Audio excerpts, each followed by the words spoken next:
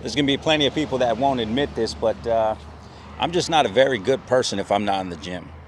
Not that I'm like trying to be mean or I'm trying to be not a good person. I just don't feel great. And what that transfers into is not acting great, not being as sharp, not being able to articulate my words. So it frustrates me.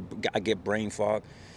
I feel anxiety. Like, I'm just not a very good person. So I got to make sure that I'm hitting it. I got to make sure that I'm getting in the gym. And most people won't admit that. Most people won't say, hey, I suck as a person if I'm not working out. I suck as a person if I don't take care of myself. So first and foremost, always carry my water with me because, you know, you need water going into the gym.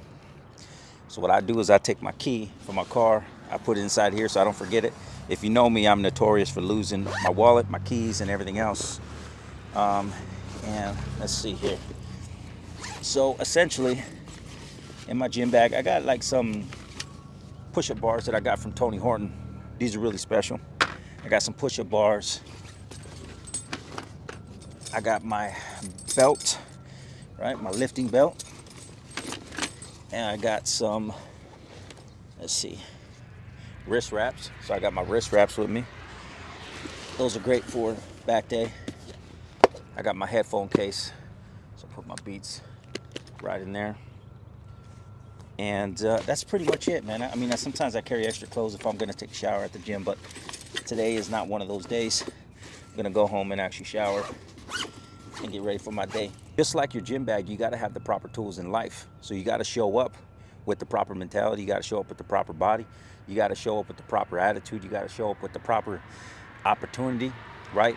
Doing the things that you got to do inside of that opportunity to change your life. You just got to come with it, man. You got to raise your levels up. All right, enough talking. Let's go get this workout.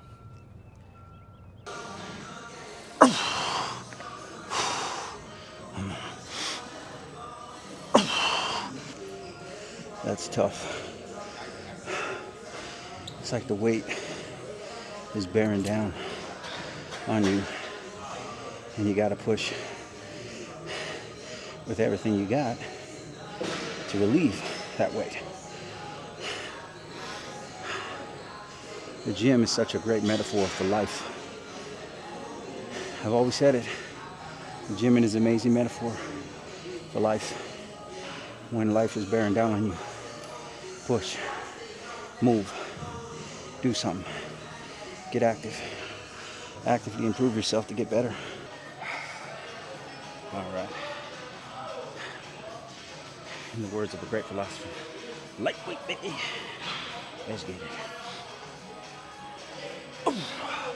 What I try to do is keep my chest up, keep my head up,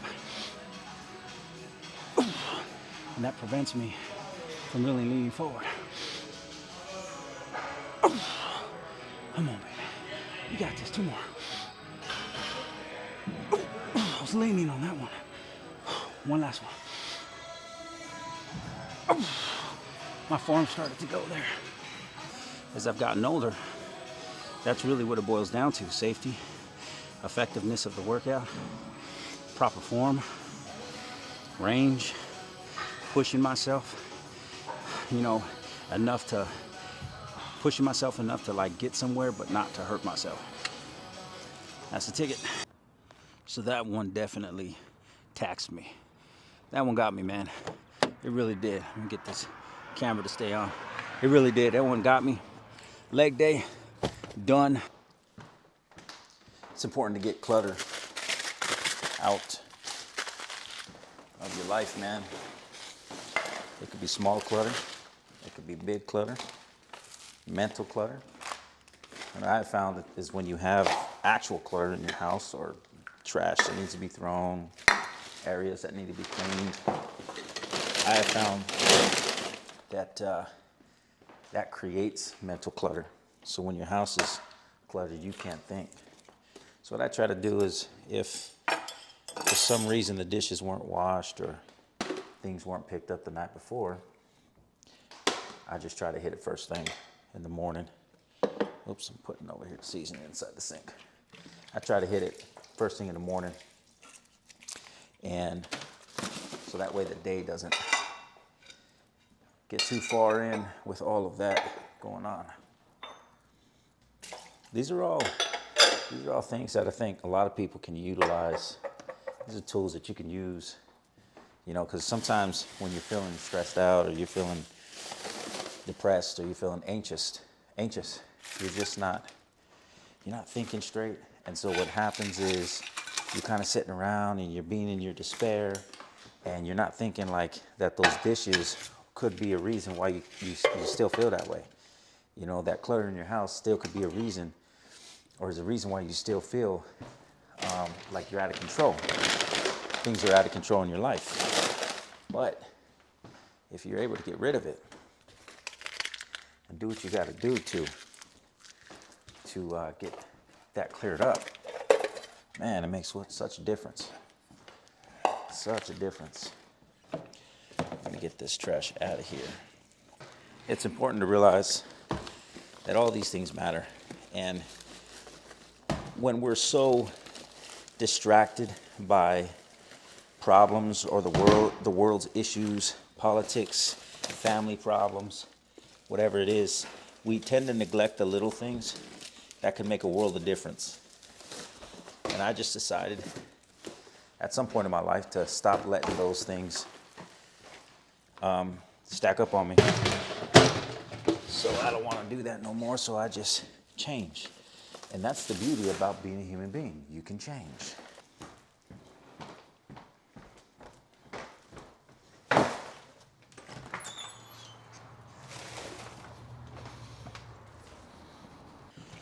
I have found that when things are kind of stacking up on you and you feel like, you feel like things are just going wrong at that moment, that you have to keep yourself in a space that is productive.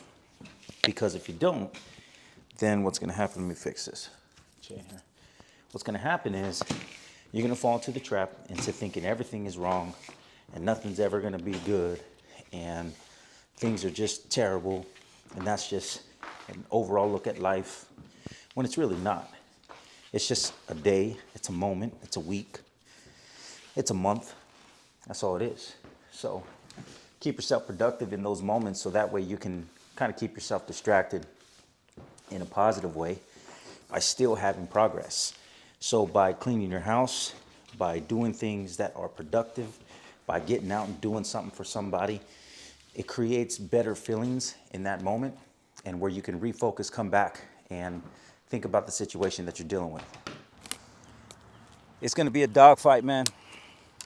That's the truth. The truth is that life, for the rest of your life, it's going to be a dogfight. And you got to decide if you want to continue to get better, you become stronger, you become a better warrior for your family.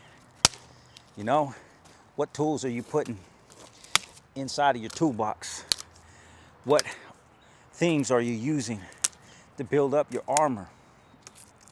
What conversations, what books, what podcasts, what relationships are you developing that will position you in a place to be less susceptible to life?